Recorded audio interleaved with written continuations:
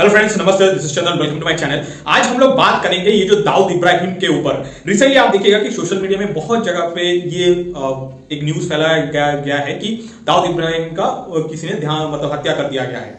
और मैं आपको जनरल एक फैक्ट आप लोगों के साथ शेयर करना चाहता हूं कि वो है कि देखिए, दाऊद इब्राहिम का ये जो हत्या है या उनको किसी ने मार दिया, ये सब जो न्यूज है, ऐसा नहीं कि ये 2023 में हुआ है, ये बहुत पहले से ये चीज हो रहा है। तो आज हम लोग ये जो वीडियो है ना, इस वीडियो में दाऊद इब्राहिम ने एग्जैक्ट क्या क्या उन्होंने किया है उसके ऊपर थोड़ा देखेंगे। इंडिया का क्या रोल है, पाकिस्तान का क्या रोल है, उसके ऊपर चर्चा करेंगे। एट द सेम टाइम हम लोग जो फोकस करेंगे वो है जो .5 वॉरफेयर है, मतलब जो इंडिया का जो मीडिया है या इंडिया का जो सिटीजन, किन किन लोगों ने एक्चुअली दाऊद इब्राहिम को हेल्प किया था उस टाइम पे, तो वो सब के बारे में इस वीडियो में हम लोग चर्चा करेंगे। तो फ्रेंड्स, चलिए इस वीडियो को स्टार्ट करते हैं। लगभग लापता हो चुके हैं, क्या नाम था उनका, आप ही बता दीजिए। दाऊद इब्राहिम। तो उनसे जब फंडिंग दाऊद का चर्चा किया, क्या लग रहा है कि दाऊद इधर जो है सो उसको उनको उसको जहर देने की खबर आई और इधर डंकी लुढ़क गया। तो ये दाऊद के सहारे ही बॉलीवुड चल रहा है। डंकी पहले देख लेते हैं कि ये दाऊद इब्राहिम है कौन। दाऊद इब्राहिम है कि ये गैंगस्टर टर्न टेररिस्ट है एक्चुअली। और ये दाऊद इब्राहिम को बहुत जगह ये भी बोला जा रहा है कि अभी जो इनका जो हत्या हुआ है, इसके पीछे कोई रीजन नहीं है, ठीक है। और जो फैक्ट सामने आया है वो है कि उनको पॉइजन देके उनका घर में किसी ने हत्या करने की ये कोशिश किया है। बट फिर उसके बाद एक ये जो छोटा शकील है ना, छोटा शकील का देखिएगा न्यूज 18 में उन्होंने एक बयान दिया था, वहां पे क्लियरली पता चल रहा है कि नहीं, दाऊद इब्राहिम का कोई हत्या हुआ नहीं है, वो अभी जो अपना बर्थडे है वो मनाएंगे, ऐसा उन्होंने बोला था। और जो आप पर्सनली मुझे पूछेंगे कि क्या दाऊद इब्राहिम का सच में क्या हत्या हुआ है कि नहीं हुआ है, तो मैं आपको बोल रहा हूं कि ऐसा पॉसिबिलिटीज बहुत ही कम है, ठीक है। पाकिस्तान के लिए बहुत सारा रीजन है जिसकी वजह से दाऊद को मार देना चाहिए। इंडिया के पास भी बहुत सारा रीजन है जिसकी वजह से दाऊद को मार देना चाहिए। नाउ पहले हम लोग इंडिया की तरफ देख लेते हैं, उसके बाद हम पाकिस्तान की तरफ जाएंगे। अब इंडिया के लिए क्या क्या रीजन है या इंडिया को क्या जरूरत है दाऊद इब्राहिम को मारना। देखिए, इंडिया में एक्चुअली इंडिया को दाऊद इब्राहिम को मारना इसलिए जरूरत है क्योंकि ये जो दाऊद इब्राहिम है, इंडिया में ये जो के मूवमेंट है ना, एक होता है पंजाब में खालिस्तानी मूवमेंट और ये जो जम्मू कश्मीर में जो टेररिज्म होता है, तो उसके पीछे ये दाऊद इब्राहिम का डायरेक्टली और इनडायरेक्टली इन्वॉल्व होता है। उसके बाद आप देखिए ड्रग्स, वेपन सप्लाई इंडिया, मतलब इलीगल तरीके से, तो ये सब के पीछे भी ये दाऊद इब्राहिम का हाथ होता है। आप देखिएगा बॉलीवुड में इनका एकदम डायरेक्ट कनेक्शन होता है और इसके इसलिए क्या होता है कि ये जो यंग माइंड्स है ना, इसको मैनिपुलेट करने में ये दाऊद इब्राहिम का हाथ है। तो इसके वजह से इंडिया को एक्चुअली दाऊद इब्राहिम को मार देना चाहिए। एट द सेम टाइम आपको पता होगा 1993 में जो मुंबई में बॉम्ब ब्लास्ट हुआ था ना, उस टाइम पे दाऊद इब्राहिम का हाथ उसमें था। और उसके बाद दाऊद इब्राहिम पाकिस्तान में चला गया और उसके बाद उनको शरण दे दिया गया बाय ISI एंड पाकिस्तान का जो आर्मी था। ये तो इंडिया के पास इतना सारा रीजन है। अब आ जाता है कि ये जो पाकिस्तान के पास क्या रीजन है कि उनको मारने के, क्योंकि बहुत सारा पे देखिएगा, बहुत सारा जो क्लेम्स है ना, अकॉर्डिंग टू दैट क्लेम्स कि ISI या आर्मी ये कोशिश कर रहा है कि पाकिस्तान के अंदर जितना भी टेररिस्ट है उनको खत्म किया जाए। इसके पीछे रीजन ही वही है कि आप मान लीजिए, आप वो ये सब चीज नहीं करेगा ना, तो अब उनको पैसा नहीं मिलेगा। पैसा क्यों नहीं मिलेगा? क्योंकि देखिए, अभी देखिए पाकिस्तान जैसे कंट्री है ना, उस कंट्री का इकोनॉमिक सिचुएशन बहुत अच्छा नहीं है, ठीक है। तो इसके और उनका जो कंट्री है वो ऑलमोस्ट मोर देन उनका जितना जो GDP से इनकम होता है उससे ज्यादा उनका खर्च हो जाता है। तो उसके लिए, और मान लीजिए आपको वो कंट्री चलाना है तो उसके लिए पैसा चाहिए। पैसा कौन देगा? चाइना पहले पैसा देता था, पहले एक्चुअली US पैसा देता था, ठीक है। उसके बाद जब US ने हाथ अपना हटा दिया, उसके बाद चाइना अपना पैसा देना स्टार्ट कर दिया। अब क्या है कि US का जो इकोनॉमी और चाइना की इकोनॉमी उतना पोजीशन में नहीं है, या आप बोलिए चाइना जो पाकिस्तान से मांग कर रहा है वो दे नहीं रहा है, या USA जो पाकिस्तान से मांग कर रहा है कि ये करो, पाकिस्तान वो सब ना कर रहा है, तो जिसकी वजह से फंडिंग थोड़ा क्रंच है। और आपको पता होगा एवरीथिंग बेस्ड ऑन मनी और पैसा। अब मान लीजिए फंडिंग के लिए आपको कहां जाना पड़ेगा? आपको जितने इंटरनेशनल इंस्टीट्यूशन है, फॉर एग्जांपल IMF के पास जाएंगे या वर्ल्ड बैंक के पास जाएंगे। पाकिस्तान का जो सिचुएशन है वहां पे IMF या वर्ल्ड बैंक के पास आप नहीं जा, आप IMF के पास तो जा सकते हैं लेकिन वर्ल्ड बैंक के पास आप नहीं जा सकते। वर्ल्ड बैंक के अलावा जितना भी और इंटरनेशनल बैंक जो इंस्टीट्यूशन है, for example ADB, Asian development bank, या AIIB, ठीक है। प्रॉब्लम इज कि ये देखिए, आप इंस्टीट्यूशन के पास तो चले जाएंगे, लेकिन आप इंस्टीट्यूशन के पास जब जा रहे हैं तो आपको पैसा मिल भी जाएगा, लेकिन वो पैसा आपको वापस भी करना है। नॉट ओनली आपको पैसा वापस करना है, एट द सेम टाइम उनका कुछ देखिएगा कि स्ट्रिंजेंट कुछ क्राइटेरिया रहता है, उस क्राइटेरिया को मीट करना पड़ेगा। तो पाकिस्तान का क्या है कि अभी वो जो सिचुएशन है उसको अभी बहुत सारा पैसा चाहिए। ठीक है।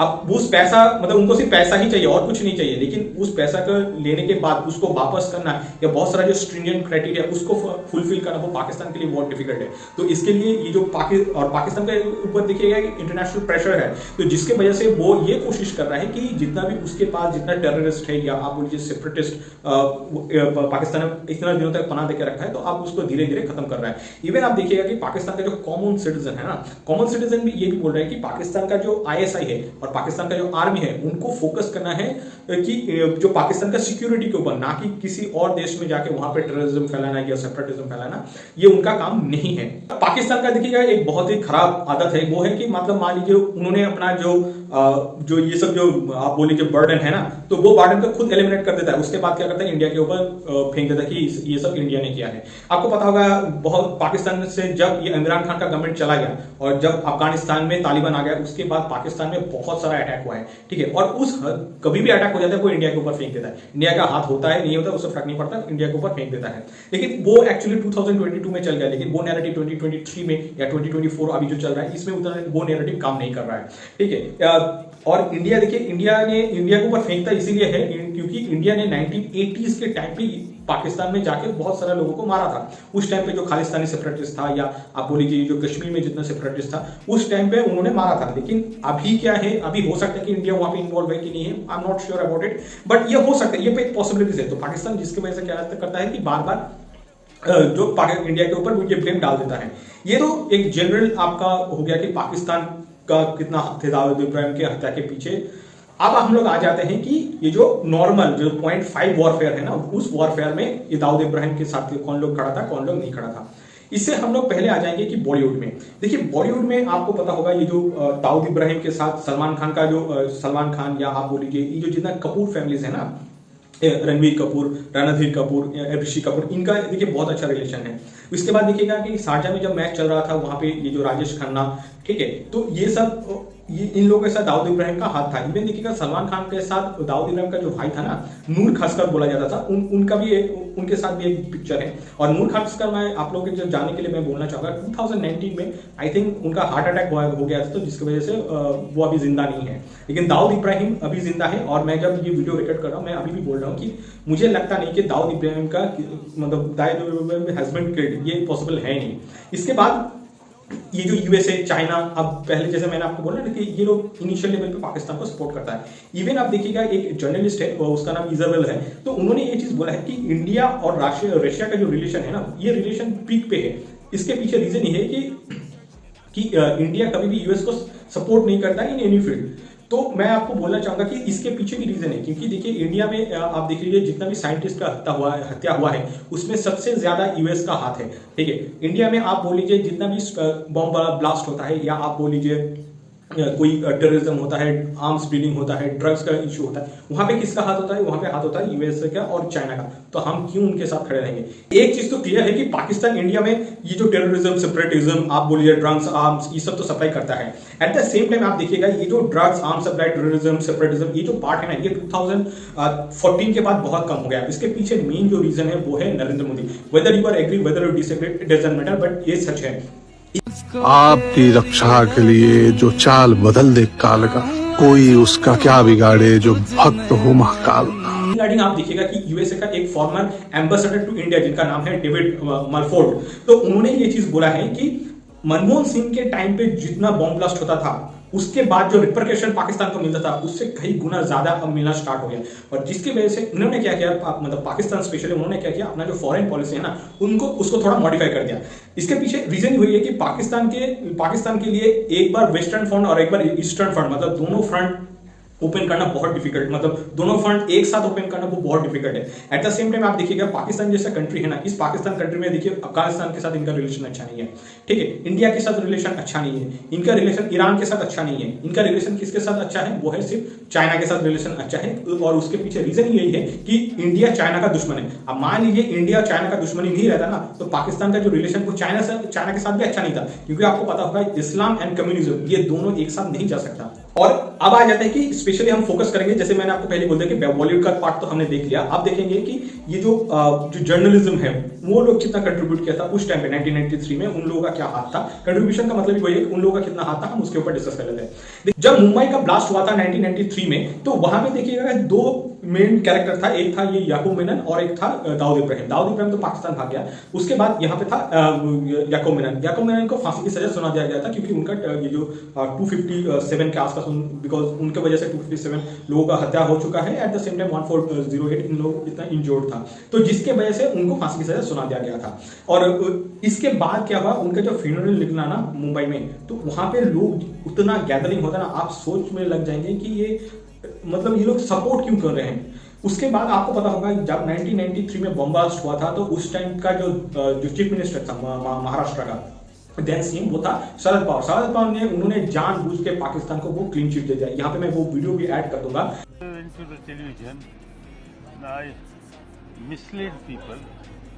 Deliberately misled people. Instead of 11 bomb explosion, I told 12.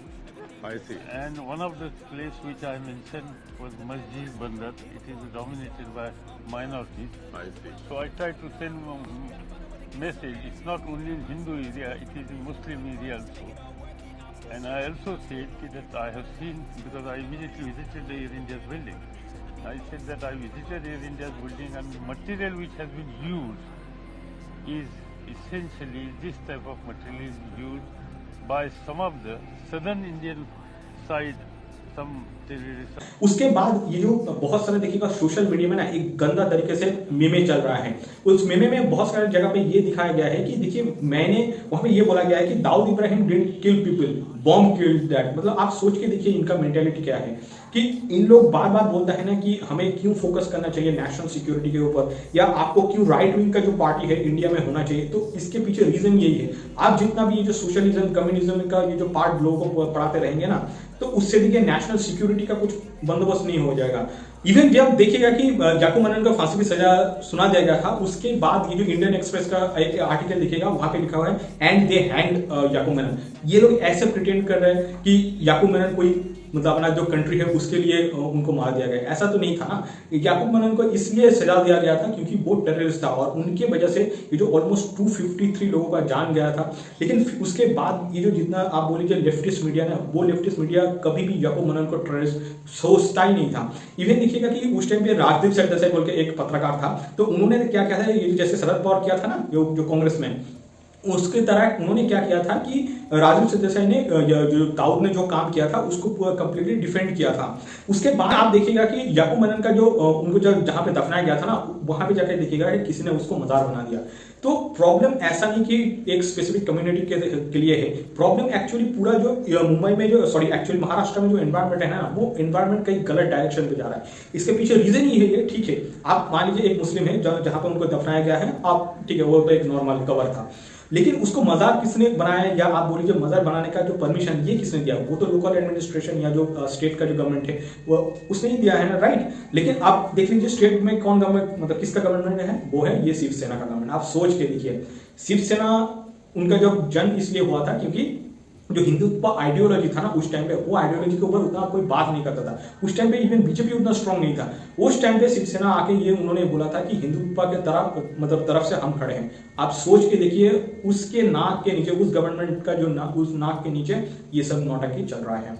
इसके बाद देखिएगा कि रिसेंटली ये जो न्यूज आया है कि जो रत्नागिरी में जो खेड़ा एरिया है, वहां पे याकूब मेनन का जितना प्रॉपर्टी था, आई थिंक उनका जो पहले 11 प्रॉपर्टी था उसको तो सेल कर दिया है, अभी जो नया 4 प्रॉपर्टी है वो सेल होगा आई थिंक। और ये जो 4 प्रॉपर्टी है इनका, उनका जो मम्मी है उनके नाम पे है, आई थिंक उनका मम्मी का नाम है अमीना बाई, उनके नाम पे है। और ये जो प्रॉपर्टी का जो टोटल एस्टिमेट वैल्यू लगाया जा रहा है, ये बहुत ज्यादा नहीं है। पिछले वाला जो प्रॉपर्टी था वो तो करोड़ में था, अभी ये आई थिंक 20 लाख के आसपास होगा। और ये प्रॉपर्टी किसके कन्फिस्केट कर रहा है, क्योंकि उन्होंने ये टेररिज्म किया था, ठीक है, इंडिया में। और ये कौन सा एक्ट इनके ऊपर लागू होता है, इसमें लागू होता है कि आपका ये जो सफीमा एक्ट होता है ना, कि smugglers and foreigner exchange manipulator act, ये एक्ट उनके ऊपर लग जाता है। आप सोच के देखिए, एक आप बोल सकते हैं कि ये थोड़ा अचीवमेंट है, क्योंकि जनरली इंडिया में क्या होता है कि जितना जो टेररिस्ट है ना उनको भी छोड़ दिया जाता है, लेकिन समहाउ गवर्नमेंट अभी सोच रहा है कि ये वोटिंग टाइम है, अब थोड़ा हिंदू को भी खुश कर दिया जाए, तो इसके वजह से ये सब जो नौटंकी ये चलता रहता है। हमने ये जो जर्नलिस्ट किसने कैसे बिहेव किया था उस टाइम पे हमने वो सब डिस्कस कर लिया, जो पॉलिटिकल पार्टीज है उन्होंने कैसे बिहेव किया था हमने वो सब भी डिस्कस कर लिया, जो कॉमन सिटीजन है from Hindu community at the same time ये जो आपका मुस्लिम कम्युनिटी उन्होंने कैसा उस टाइम पे बिहेव किया था और इसके ऊपर उनका क्या एक व्यू है, तो हमने वो सब डिस्कस कर लिया। लेकिन अब ये जो सोशल मीडिया के आने से क्या हुआ है कि बहुत सारा जो सोशल मीडिया हैंडल है ना वो भी कुछ गलत डायरेक्शन पे जा रहा है। स्पेशली लड़की थे, एक्चुअली मैं उनका नाम नहीं लेना चाहूंगा कि, लेकिन उन्होंने एक ट्विटर में ट्वीट किया था कि मुझे ऐसा ही डॉन से शादी करनी है कि अच्छा तो लग रहा है, क्या स्टाइल है इनकी, ठीक है। उसके बाद उन्होंने लिख दिया कि खराबी क्या है इसमें। जब उनको काउंटर किया गया कि आप ऐसे नहीं बोल सकते, तो उन्होंने ये क्लियर बोल दिया कि खराबी क्या है इसमें। कभी पूछा उनसे कि उन्होंने क्यों ये बॉम्ब ब्लास्ट किया था, दिमाग वाला है क्या, पता है किस मजबूरी में इन्होंने किया था। आप सोच के देखिए कि इन लोगों का सिंपैथी किसके तरफ है। ये बोल रहा है कि दाऊद इब्राहिम के पास टेररिज्म करने के लिए दिमाग था, ठीक है। दाऊद इब्राहिम बहुत हैंडसम था, इसके पीछे रीजन ये है क्योंकि उन्होंने 2-3 जगह पे बॉम्ब ब्लास्ट किया है। अब सोच के देखिए ये तो हालत हो चुका है जनरली। नॉट ओनली दैट, देखिएगा कि अभी भी इंडिया में जितना भी जर्नलिस्ट है या आप बोलिए जो न्यूज एंकर है, जो न्यूज से रिलेटेड जितना भी लोग हैं, वो लोग अभी भी दाऊद इब्राहिम को आज तक उन्होंने टेररिस्ट नहीं मांगा। इसके पीछे भी इसके ऊपर मैं एक प्रभाव आप लोगों के साथ शेयर करना चाहता हूं, वो है कि people don't know whether they are being poisoned, brain washed और enslaved, because they are actually poisoned, brain washed and enslaved. With this note, let's wrap up this video for today. Thank you guys for watching this video till the end. आपसे मुलाकात होगा next video पे. Till then, bye bye.